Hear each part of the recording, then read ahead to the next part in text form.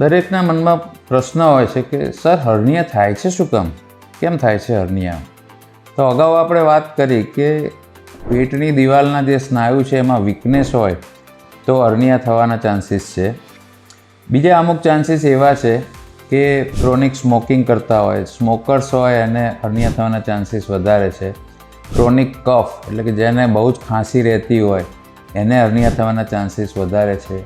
પેટની દિવાલના મસલ્સ નબળા હોવા એટલે કે જેના દાદાને પણ હર્નિયા હોય, જેના પિતાશ્રીને પણ હર્નિયા હોય તો એને હર્નિયા થવાના ચાન્સીસ વધારે છે.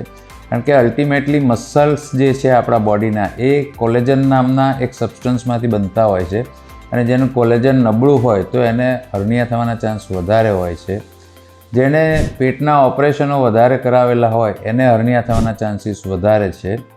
અમુક બાળકોમાં પણ હર્નિયા જોવા મળે છે કે નોર્મલી જ્યારે બાળકનો જન્મ થાય છે તો એ વખતે અમ્બિલિકલ કોર્ડ એટલે કે નાડું કાપી નાખવામાં આવે છે ડિલિવરી વખતે. તો એ જે જગ્યા છે અમ્બિલિકસ એટલે કે નાભી, તો ત્યાં કુદરતી ડિફેક્ટ છે જે ધીમે ધીમે બંધ થઈ જતી હોય છે, પણ અમુક બાળકોમાં બંધ નથી થતી તો એ હર્નિયા તરીકે એક લોકસ, એક જગ્યા પ્રોવાઈડ કરે છે કે જ્યાંથી પછી અંદરથી ચરબી અને ઇન્ટેસ્ટિન બહાર આવી શકતા હોય છે. આ ઉપરાંતમાં ઘણા લોકો હેવી વેઇટ લિફ્ટિંગ કરતા હોય છે અને એમના મસલ્સ કમજોર હોય છે તો એમને હર્નિયા થવાના ચાન્સીસ વધારે છે.